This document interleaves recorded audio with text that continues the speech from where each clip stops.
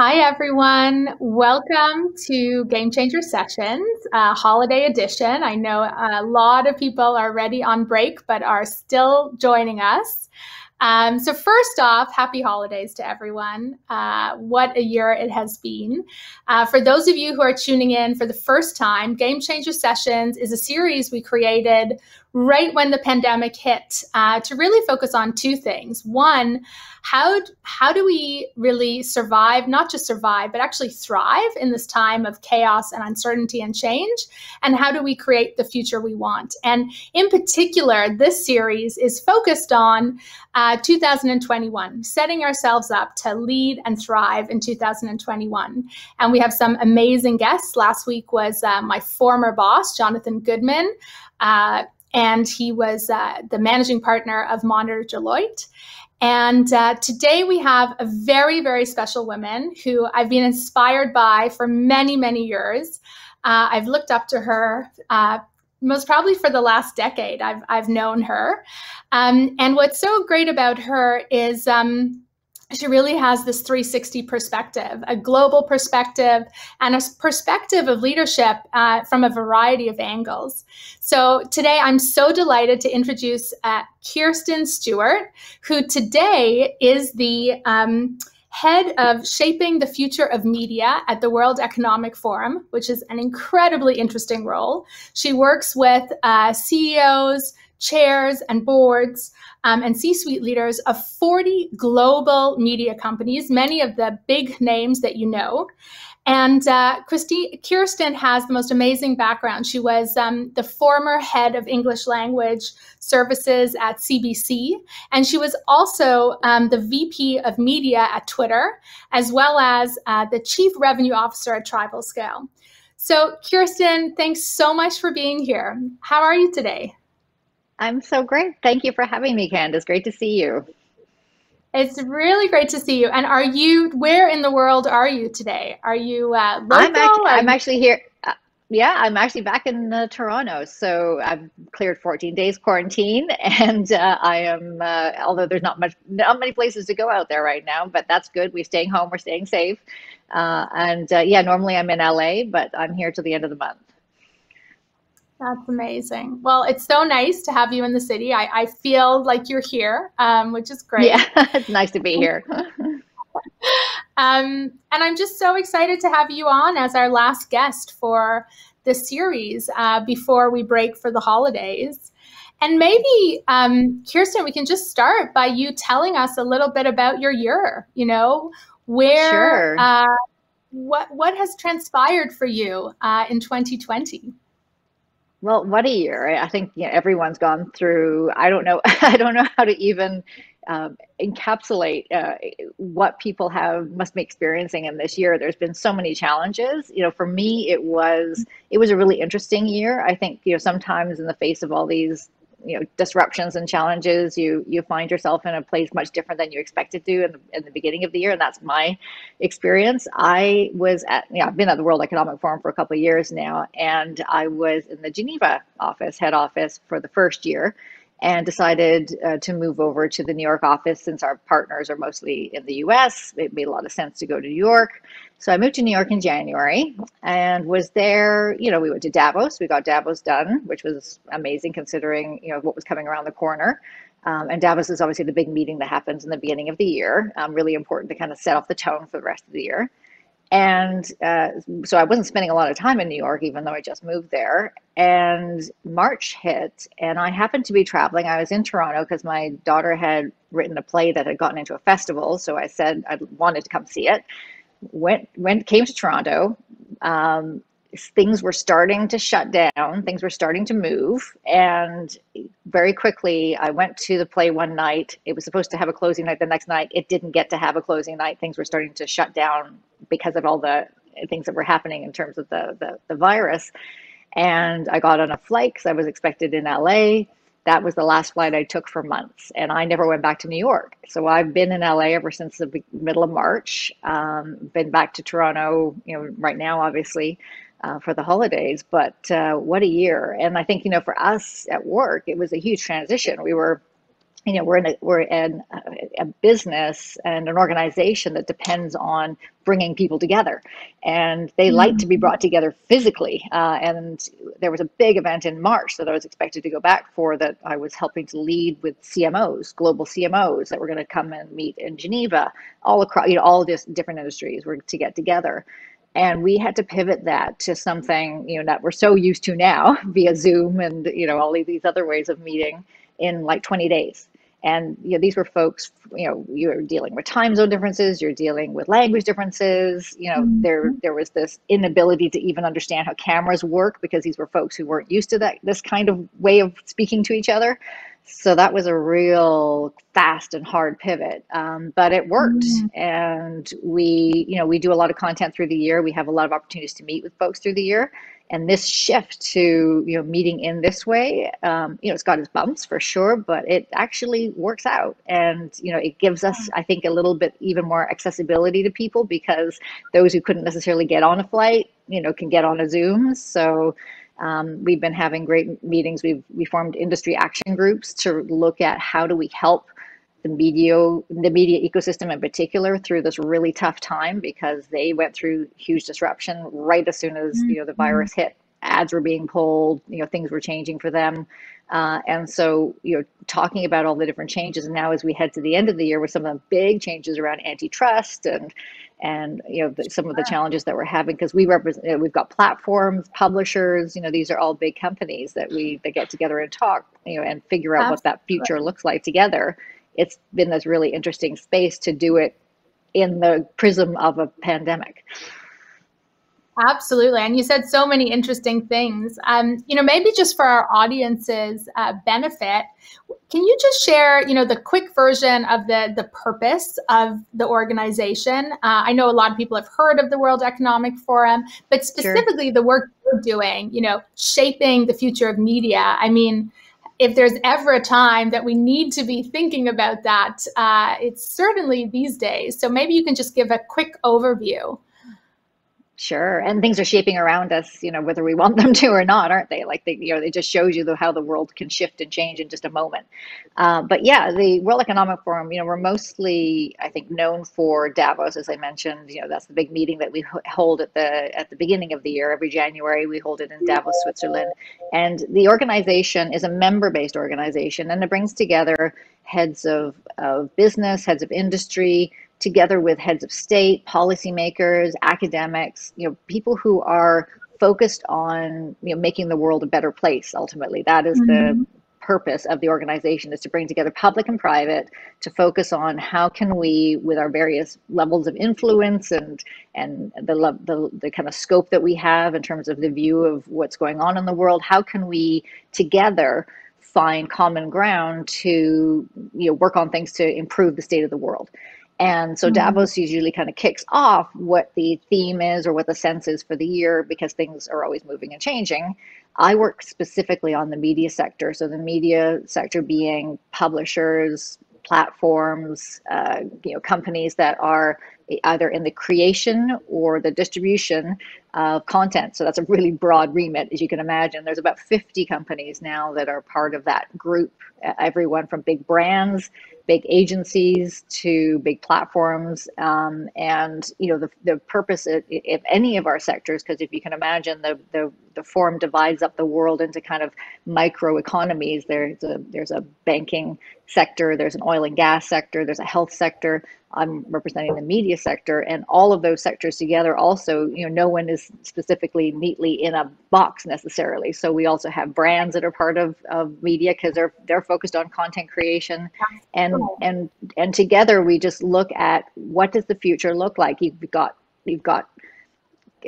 competitors sitting at the table, you've got clients of each other sitting at the table, but they Mhm. set that aside, and they really focus on what is the way that they can use their particular purview or their scope of influence to get together on common issues where we can make the world a better place. So we've been involved in things like digital content safety, GARM, which is a very bad acronym sounding for the Global Alliance for Responsible Media, is an initiative that we put Mm. together. We're looking right now at representation in media. We also look at the business models behind how do we make sure that this, with all the disruption, media can thrive and survive at the other side of this. What are the new models for that? We have gaming and sports and all kinds of companies that are part of it. So it's really a future view of what's happening in this particular media ecosystem and what can we do to inform each other and the world on So, how to make this better. so interesting and so important right now. And so there's so many questions I want to ask you. And I would I really want to wear your hat as a leader yourself. And then Sure. also, the leadership of media, right? And so I'm going to ask you like two separate questions, which is, great to hear just, how much I loved what you said, which is the way you started the year was not where you thought, you would be at this point in time. And I certainly know for myself that is 100% the case. Game Changer Sessions wasn't a idea yet. Mastermind, the company didn't exist. So I totally get what you're saying. But let's unpack that a little bit.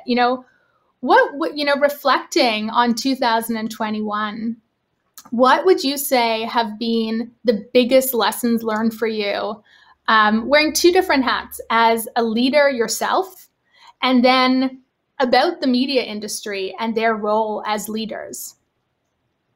Sure. And, and congratulations to and all that you've been able to achieve in a year that is, we've been a bit, thrown off our regular gait, but at the same time, I think some people have really kind of taken advantage of that and kind of pushed ahead. And, like they say, in times of massive disruption, sometimes you get these amazing, advancements, and congratulations on everything that you've been able to do this year. As a leader, I think some of the things I learned very quickly was, that in when there is so much change, Mm-hmm. people are going to invariably look for spaces of stability. And it's Mm-hmm. very hard to find a place of stability when nothing is the same, and you don't know when things are going to end. Like I think back of the big, in the beginning of all this, when we talked about 6-week lockdowns, we talked Mm-hmm. about how these things were going to be temporary, and I think believed that we could get through them and go back to the way things were once we got over them or past them. And as the time extended, the more and more we realized how global this is, how much this affected business on a very systemic level. You can't expect that the world is going to go back the way it was. And as a leader, you're trying to care for people who you can't physically be near.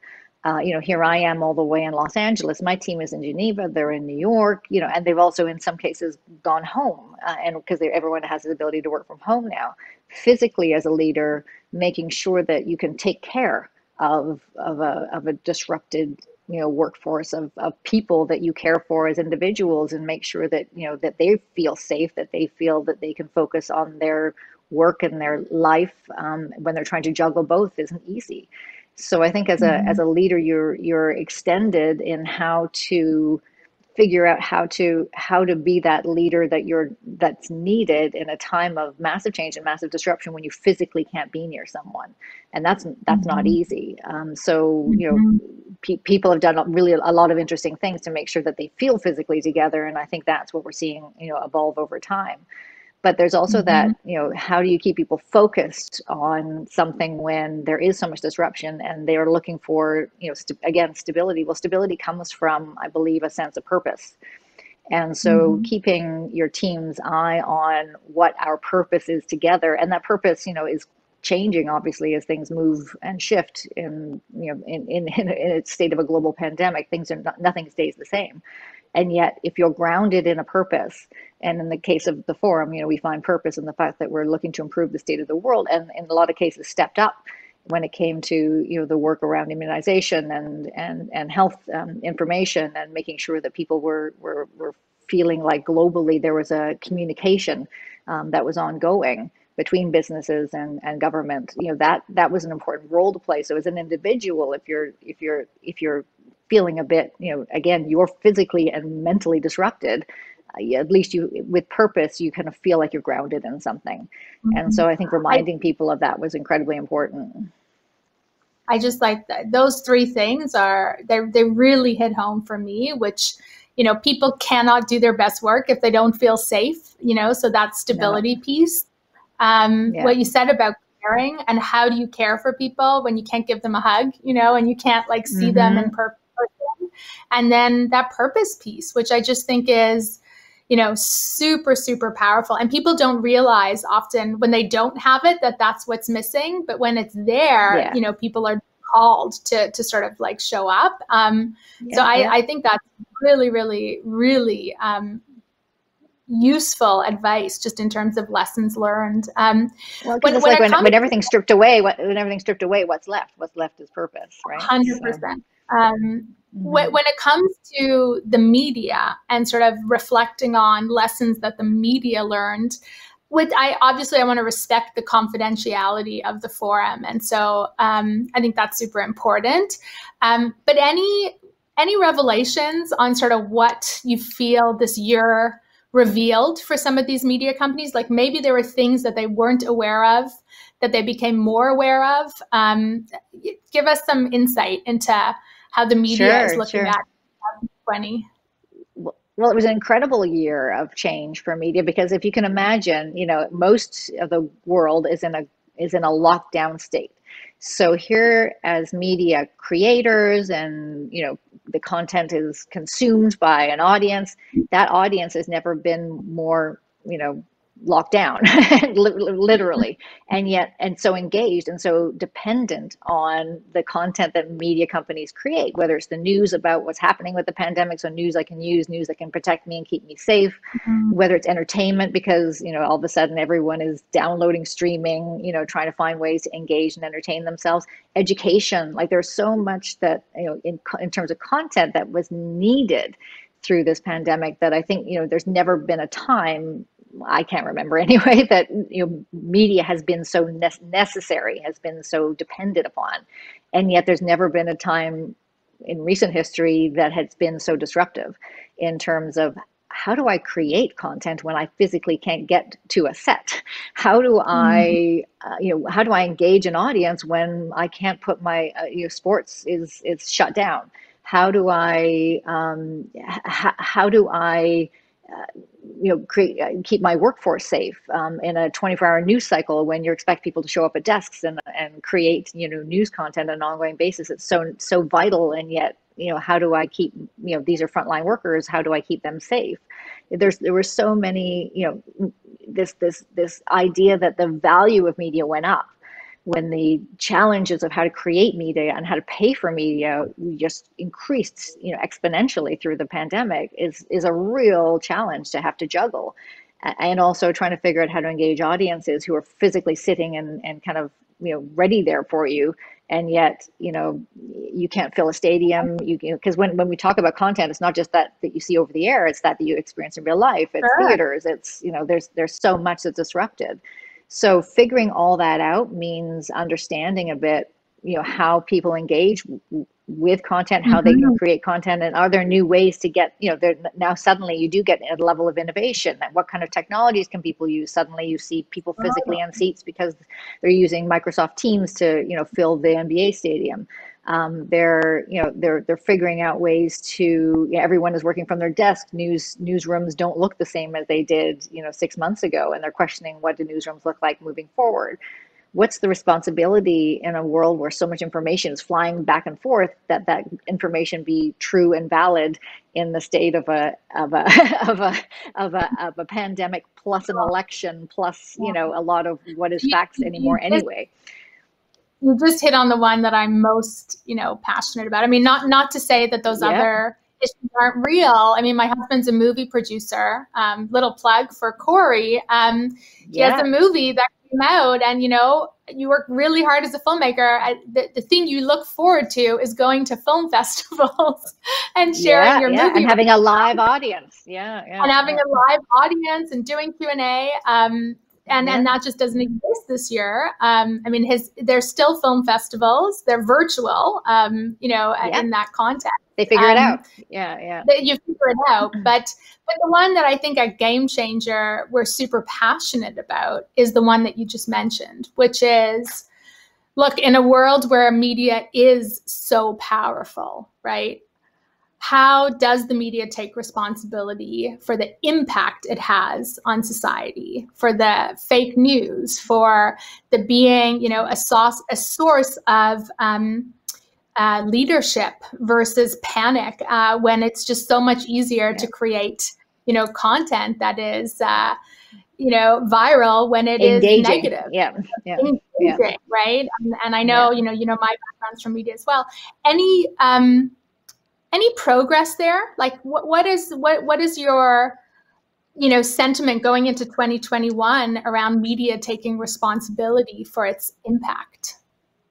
I think, if anything, and I think we've been talking about misinformation, disinformation for quite some time, especially, platforms of, the idea that you're handing, and I used to work at Twitter, the idea that you're handing anybody a microphone is a loaded, opportunity and challenge within itself, because anybody can get the microphone.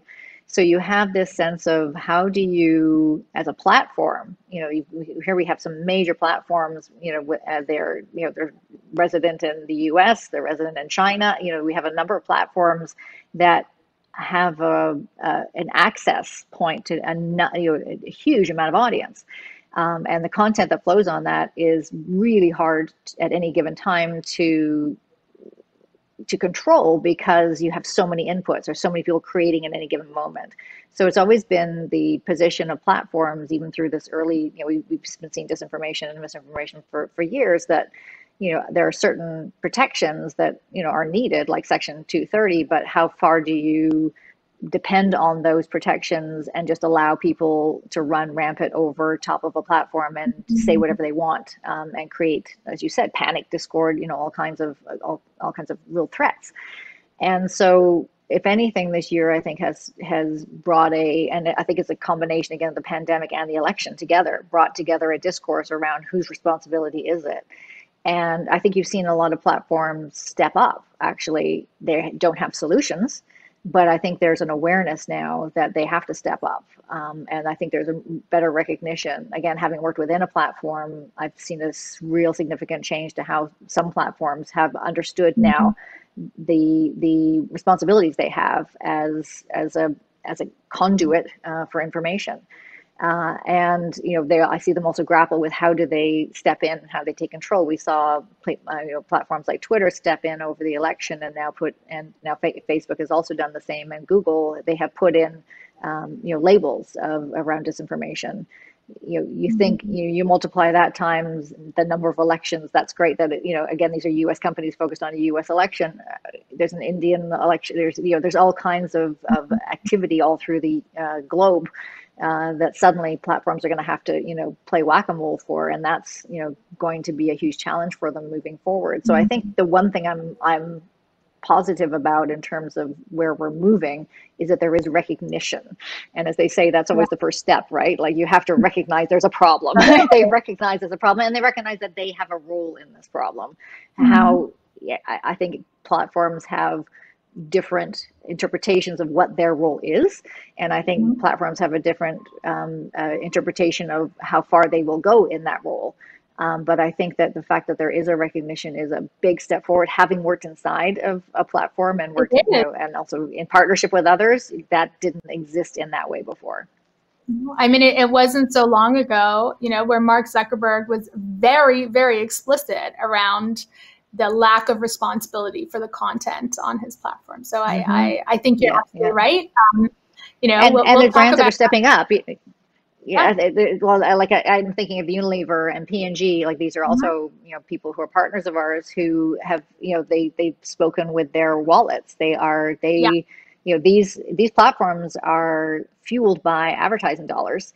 And so those who control the advertising spend have decided, I don't know that I feel comfortable as a brand, as a company, with how things are moving. And so I'm going to do what I can. And some people have made, like P&G and Unilever, made certain steps to withhold at revenue to see, to make a claim, make a stand over, what they saw was something that needed to be fixed in terms of content curation and where their ads were. So I think, again, everybody is focused on the fact that there is a problem and it needs to be fixed. And I think we're now going to be looking for what those solutions are.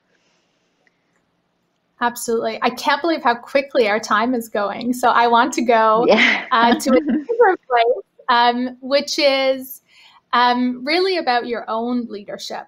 And specifically, I find this time of year a super reflective time. It's sort of like it's the moment where you actually start to process all the things you just talked about. And it's just an interesting story from my perspective, which is last year on December 28th, I hosted a leadership course in person for a bunch of amazing female founders, CEOs, and C-suite leaders. And it's interesting, a year later, I'm actually going to invite the Game Changer community to join Mastermind using our new platform, Mastermind, that we're going to launch the same course, but as you say, it's going to be virtual. And, it's just amazing to me what can happen in a year. And part of this course that we're going to launch is twofold. One is just to bring a community of people to really connect, because I think connection in this time is super important. But it's to do all this hard work around transformative leadership. And so I'm really interested for you, Kirstine. Tell me a little bit more about the rituals that you engage in to be the leader you are. What are some of the things that really help you show up the way you mentioned? Because not every leader is doing what you're doing, having purpose, caring for their employees, creating a sense of security, stability.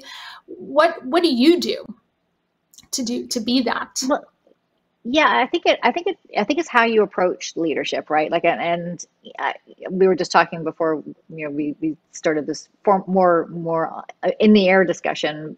I have a book that I wrote about 5 years ago called Our Turn, and Our Turn was a look at, what is leadership today? What do leaders need to do to take advantage of the situations we're finding ourselves in now, which again are quite different than they ever were.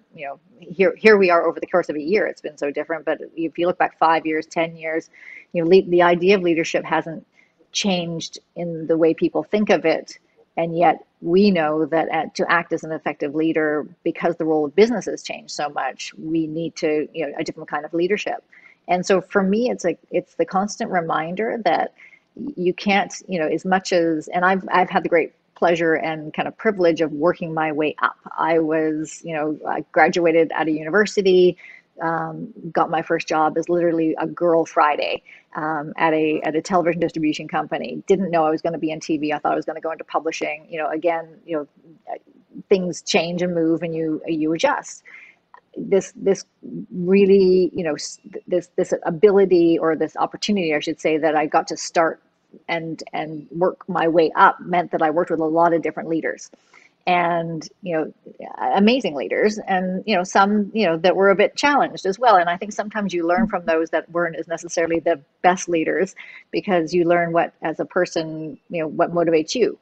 And so I think I learned that always remembering what it's like to be part of the team is so important as a leader, because you need to understand what the motivations are of that team, and you need to build trust.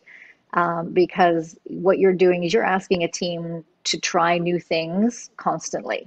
And as a leader, you have the opportunity to kind of provide and open, gateways, and give them the tools they need to be their best selves at work, and to deliver. You've hired them for a reason. You've put them in their places because they have an amazing skill set, and they have something to contribute.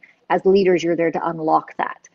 You're not there to stand in their way. You're actually there to kind of give them the boost, and give them the tools to be their best. And so remembering what it was like for me, where I performed my best was when I had leaders who did that for me, and where I performed my worst was where I had leaders who did not do that for me. And that was, those lessons along the way have taught me to be, a leader that recognizes that I'm lucky to be working with the team that I have, and that to get this team to be working at its best, you need to, you need to recognize their skill set, give them the tools they need, and kind of get out of the way, and provide that, provide that safety net, provide that purpose, provide, the kind of Mhm. overall environment for them to succeed. And so for me, showing up as a leader means showing up, recognizing that you're lucky to be in the role that you have, and you're lucky to be working with the people that you're with, and your role is actually to unlock all of their greatness and benefit from the team working so well together. I'm I couldn't agree more, I guess is what my response to that. And what it just sounds like is this notion of servant leadership, that you're super passionate about. And also this gratitude that's just like screams through you. You are grateful to be where you are, and people feel that, and that means your ego is kind of checked at the door a little bit. And Yeah, yeah, I'm which is I'm unusual in the media world. So yeah, no, I think I'm the exactly. I think I'm the only boss I know that didn't. I've never slammed a door. I've never, like, I think you have to recognize where your place is. Mhm. But the power of that, I think, Yeah. is incredible. So I'm curious. I'm going to ask the question a slightly different way, which is just, so what fills you up, right? Like, what do you do for yourself that allows you to then, be this person? Because I know, it's not always easy. What are some of the things, especially for our community, that they can sort of do in their lives? Beyond the mindset, any rituals that you kind of engage in that allow you to sort of be the best version of yourself that you think are worth sharing? I wish I was one of those people who could say that I have a very good, self-care practice, and that, that I sleep, make sure I get good sleep, that I, and if anybody follows me on any social media platforms, they'll notice my sleep patterns are probably about 4 or 5 hours a night. And I've, been able to keep that up now that I'm in my 50s, which is surprising to me, but, whatever works for you. I think, for me, it's that constant, again, recognition that surrounding yourself with people who I think are like-minded is incredibly important. And Mhm. that when people talk about people that they look at, like at the beginning, you were talking about people you look up to, and I look up to you. Like, I think there is inspiration in seeing success and seeing people even try to strive for success, and you can get inspired by their stories, and that gives you motivation and hope of, when it comes to your own personal story. And that motivation doesn't always have to come from, someone, who's got a huge amount of success like yourself. I like to surround myself with what I call kind of a cabinet of people who are, Mhm. definitely there's people who've gone ahead of me and been great leaders, and I look up to them. But I also love to find inspiration from people who are in the same roles that I am in, or even those that are new into the workforce, and hearing their Mhm. kind of, not just there's a certain energy that they can bring. Sometimes some of Mhm. us who've been working for a while can get a bit jaded, and you can get invigorated by, a freshness. And I talk often, and I mentioned it in my book too, around how, definitely a Gen Xer. You can even see I've got a Mhm. Douglas Copeland behind me, the art on the wall. I am squarely in the Gen X generation, and I see the generations that came up after Millennial, Gen Z, and I think sometimes people are, look at those other generations as maybe, they've been, typified as entitled, or that they don't understand how hard you have to work to get ahead. And yet I think those generations brought into the workforce, an energy, that's Mhm. inspiring, and actually a different understanding of how you bring yourself to work, and what that work life exchange means. And I'm inspired by seeing that. I think, I wish sometimes I had taken on some of those, traits and positions when I was going through, and, working as hard as I did, is fantastic, but it's also, it's a teaching moment when I see how they come in and embrace life differently than we did. So, I find inspiration everywhere. I wish I could I say I'm someone who like unplugs, and like I've never unplugged. I'm the person who brings a satellite phone on vacation when I can't get cell service. Like I am not good in that way, but I live for the experience of people who can do that, and I live to be inspired by people's stories.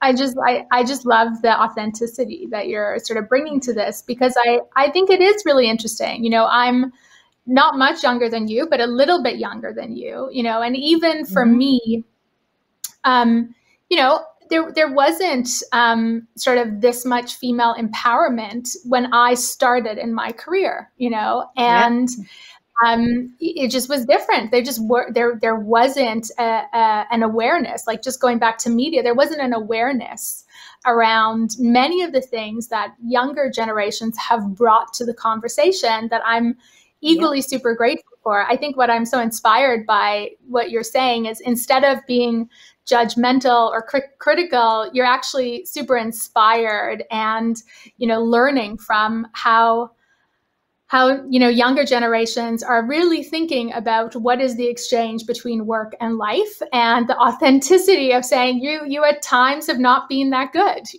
and if Yeah. I Yeah. can Still not. definitely relate to that, but I think that's super important. And then the last thing, which I am a big believer in, is just surrounding yourself with your cabinet or your tribe or your community. And it's hard to do that today. I mean, a huge part of the purpose of Mastermind, which is the platform we're building, is community, is the ability to learn Mm. and be with others. That to me, I know my journey. I have a mastermind group. I don't know if you have a mastermind group, Kirsten, but they have been, a rock for me to just show up, wherever I'm at, not, I can just be me, right, and be really honest, and that's Yeah. that's a Yeah. really Yeah. powerful tool. Do you have something like that in your life, or?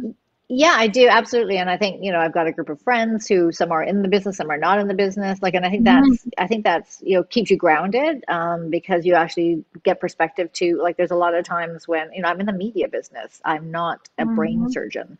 I'm not saving lives, but there's like this, you can get from the people that you surround yourself with the sense that, um, but what you do is important, and sometimes you forget that in yourself, and so it's nice to be reminded by people who don't have a vested interest in saying that to you, other than that they want to see you succeed. I think that to be surrounded by people who just want to see you succeed is the best thing. Like, and because and then you give back to that group too, like that, like you said, there was like, you surround yourself with Mm-hmm. this group. It's a two-way exchange. You're not just there to kind of take and take and take. You're there to also give and support as well. And I think that's, that those are the best relationships, and you can do them formally. Like that's, I've got, everyone I think has informal networks and groups of that. I'm also part of something called Chief, which is a women's based group mostly in the US. They started in New York, and they now have a few chapters across the country that are your C-suite or either former C-suite women.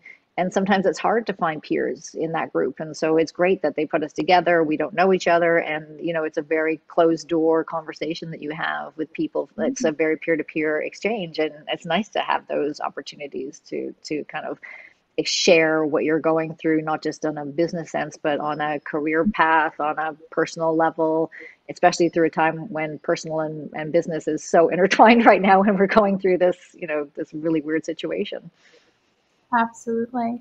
So we have some great questions, and I'm going to encourage, if anybody still wants to ask a question, you can throw it in the chat.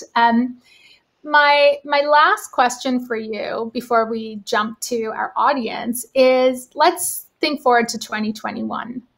I think you put it really well, which is people were hoping this was going to be 6 weeks and would sort of go back to what was. There's definitely going to be a new normal. And I'd love to hear from you. What are your predictions about what the new normal looks like, both personally, as a leader and for yourself and for life, as well as for the future of media? Where do you see the world in 2021? It's a good question. I wish, we're all crystal balling right now. And I think we're also close to the end of 2020, just weeks, days away at this point, that we're kind of excited about, what 2021 could possibly bring, and with vaccines and, all these new, hopeful discoveries. I think everyone is really, expectant around what 2021 will bring. I think you're right. I think things are not ever going to go back to the way they were. I think some of the conversations I have with people, who work as I do, are that nothing will be the same. And I think the word that we can all look towards in 2021 is reprioritization. It's priorities, right? Like, what are your priorities? I think people really came face to face with some big challenges in 2020. People lost their jobs. People lost careers. There are things that have ended that they don't know when they're going to come back. And I think people, those that are lucky enough at the end of 2020 to keep a role or to keep a sense of income, or, what they can do if they're still, engaged in work, they're also still reprioritizing what does that mean for me? Because they might be juggling a different household. They might be, we're just all in different situations right now. So I think reprioritization is the big kind of word for 2021 when it comes to business and leadership, and how, what is important to you. And again, it goes back to that purpose. If you have a strong purpose as a company, as a business, as a person, then you have something that you're grounded in, that you can build around, for in a time of this kind of, massive disruption. But I think everyone is hopeful for 2021 that maybe, if there are silver linings in such a, drastic situation as we're in right now, it has been that people have shown their resilience. I think they've shown their voice. Through the summer, we saw a lot of people exercise their voice when it came to the social injustice and some of the opportunities to actually, express the way that they see injustice and the way that they think it needs to be addressed. When nothing is the same, I'm hoping that's one of the other things, that where nothing is the same, because often there's movements and then they don't move forward. I think this is a deep change, and that you will see after, people do start to kind of come back up and work in life again. Nothing will be the same, and I think there will be, those social injustice markers, I think, have to be addressed. People won't forget the conversation. People are still having the conversations, and they need to be had. And I think that kind of affects everything. It affects your work, your life. It definitely affects media, and the role that media plays in these conversations as well. So, I'm hopeful for 2021. I think people really did see themselves in a different way in this year, and I think they're much more reflective. They've had more time to reflect. They've had more time to be with families, and that's been good for a lot of people. It's been challenging for a lot of people. And I think there's a kind of a sense of new dawn in 2021. And what does that look like if you had to do it all over again, which a lot of people have had to do? What would you do? And I think that's what people are looking forward to in 2021.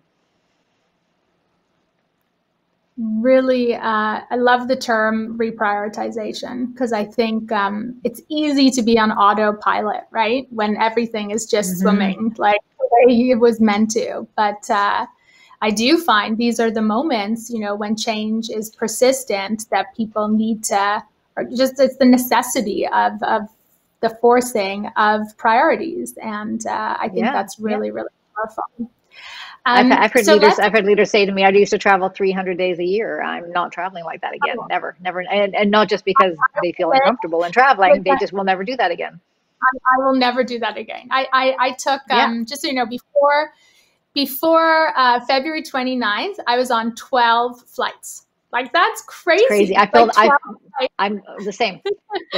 And I'm like, we were so lucky not to get ill, like when you think about what we were doing. I for sure. Exactly. So I'm with you for sure. So let's, we have some lovely questions. First of all, just tons of comments about how people have loved this discussion. So huge kudos to you, Kirstine. Thank you. You have such an thanks for leading it. First is from Kathleen. Kathleen Basker. You may know her. I'm not sure. Hi, Kirstine. Happy holidays to you and Zabe. Great to see you safely back in Toronto. Can you share some of your insights on authenticity and how important a trait it is in leadership? I think it's incredibly important, and I think it's a hard thing to necessarily step up and do. You have to be a little bit brave in being authentic because you are revealing of yourself, right? And that's a vulnerability.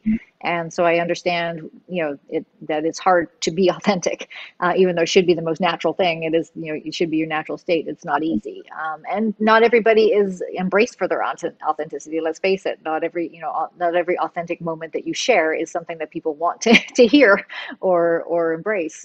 But at the same time, I think it's really important, whether it's your work life, whether it's your personal life, that trust is, the basis of a good relationship. And if you are not being authentic, it's really hard to build that trust. Authenticity, means that you're letting in someone into your world in a way that is true, and building that trust.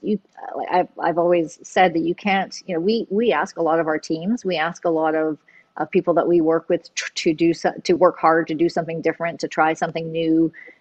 We can't expect them to do any of those things if they don't feel that there's somebody there to catch them if they should fall. Because we try, we can sometimes fail. And I think there's been times in my own career where I have felt like I've tried and there was no one there to necessarily catch me when it didn't work out. And I think it doesn't mean that we ignore the failures. It doesn't mean even that we necessarily celebrate failures. I'm not the biggest fan of that, work, move fast and break things mentality that happened out of Silicon Valley, which has already shifted a bit, I think, because of how many things they were breaking. I think there's more an understanding now that if being authentic means that you're going to be there for somebody. You have a trust with them, and they know who you are, and they know who you'll be, and when it matters most. So I totally. So we're going to go through pretty quickly. We'll do the quick version of a couple Rapid more fire. of these. Sure. And then I'm happy to post a few more on social as well if you want to answer some. Sure. Unfortunately, today I have to end at 12:55, so we have 7 minutes left, and a bunch of thank yous. So the next one is from Ron, and Ron says, "How do we strike the right balance between hype and truth in media? If it bleeds, should it still lead?" I think that's unfortunately that's human nature, right? Like that's not necessarily even. You can't. You can blame media for taking advantage of the human condition, but the human condition exists. And people are going to be attracted to things, clickbait, all that is on the basis of psychology, which is, people are going to be engaged with things that they find attractive, interesting, and what that means is not necessarily the truth. So I think, in order to kind of save the human condition from itself, there's a responsibility that media needs to step into, and a role it can play that it maybe was not stepping in to take. And again, there's a vulnerability, right? Like I think the challenge, what I tried to do at the forum, and the reason I was interested to go back into the media space, I had, kind of squarely left media, given I felt it was so broken. Because business models were broken and there was no way to see the future. Here, the challenges that are around the vulnerabilities of media are truly based in the fact that it's really hard to keep media going in terms of its business model. So when those vulnerabilities exist, they're going to default to doing the easiest thing, which is if it bleeds, it leads. So how do you create an environment where media is sustainable enough without having to depend on that kind of, bowing to the human condition and appealing to the basic of human nature and clicks? How do you make sure that we build a strong ecosystem that actually promotes the truth? And I think that's the next challenge, and that's I think what people are really looking to work towards. Here, let's do that. I like that one. Yeah. No, but you're right. I think that is a big responsibility and understanding that it actually costs money for journalists to, create really informed, balanced perspectives. So I hear you. And I think sometimes we give the media hard knocks too, which are not necessarily deserved. Like not all the time, I should say. Like there's definitely a lot that media needs to answer to, but quite often, I'll give an example, quite often we get asked around big issues like climate change. How come, media doesn't cover climate change enough? And you'll cover Kim Kardashian. Kim Kardashian will have a story, but you won't do a story on climate change. And so we actually did a look and an analysis of how many climate change pieces are created by media, and there's a lot. There's a lot. How many of them are clicked on? How many of them are gauged on by the human condition? is That's the other challenge. Is like you can bring the horse to water, you can't make it drink necessarily. So sometimes the human condition can get in the way, or the human nature can get in the way of the fact that media is actually in a lot of cases stepping up, but it's what trends to the top is what you click on. So. I'll have to invite you back because I have a long discussion to have about the role of education, in relationship to media. Because it's like, how do we actually, for sure. Humans, right, that actually aren't as vulnerable to the manipulation of media. But you'll have to come back in 2021 for a deeper dive. We'll do that. I love it. So everyone, I'm so grateful. We're not going to be able to get to more comments or questions, but I will post them on social and ask Kirstine to answer there. Kirstine, what a joy. What a wonderful way to end the series. What a nice way to end the year. Yeah. I can't even say how grateful I am. You just have such an authenticity, and you have so much purpose as a leader, and just so many great insights for this community. And, I just want to say a huge thank you to this community. Like I may even tear up for a second, which is just like, this came from this really, I don't know what it came from. It came from just this desire to bring amazing people and thought leaders and just ideas, diverse ideas to community, because we do need different voices, and we want to actually, surround ourselves with mental models and ideas that actually allow us to thrive. And so I just have so much gratitude. Thank you all. We have, hundreds of people on these calls, and I just want to say thank you for joining and being a part of this community and inspiring me to, find amazing thought leaders and go deep on so many issues. I've learned so much preparing for these conversations, and it's such a gift to share them with such great people. And so a huge thank you to this community. I want to wish everybody a very, very happy holidays. I have a little holiday card that Nathan may throw up. I just said, in all of this 2020 chaos, thank you for being a light, because everybody who's on these calls, you're a light in your people's lives because you care about being a light. And I really hope that this holiday season for you is healthy and happy. And as Kirstine mentioned, super reflective, so that we can all have an amazing 2021. I just have a ton of people to thank for the series. So, first and foremost, our team. Thank you to my husband, Corey Marr, who produces these, and to Nathan from Either Live, who's amazing. He's totally helped us pull together these virtual sessions. And Maggie and Jerome, you guys are incredible. And we've just had incredible partners in this community. Everybody from York University, Toronto Life, CIX, TechTO, Rotman School of Business, thank you so much for sharing these with our community, and really excited to be back on January 11th live. We actually have a pre-recorded one next Monday with Jana Bannister, which will be awesome. So please, you'll be able to watch that whenever you want.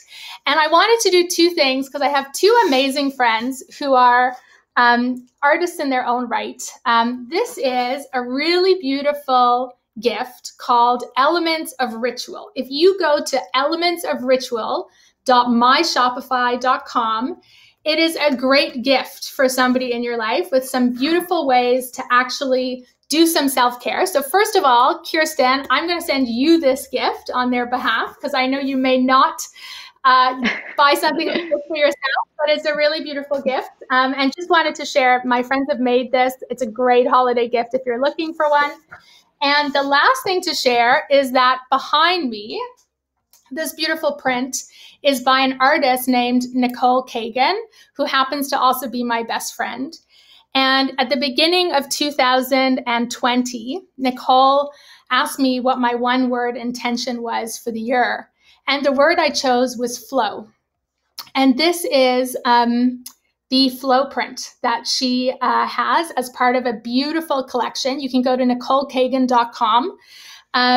That's considered a meditative muse, and it invites you to pause and to embody flow with grounded momentum. So I don't usually do that, but since it's the holidays and these are incredible artists in their own right, I wanted to share that.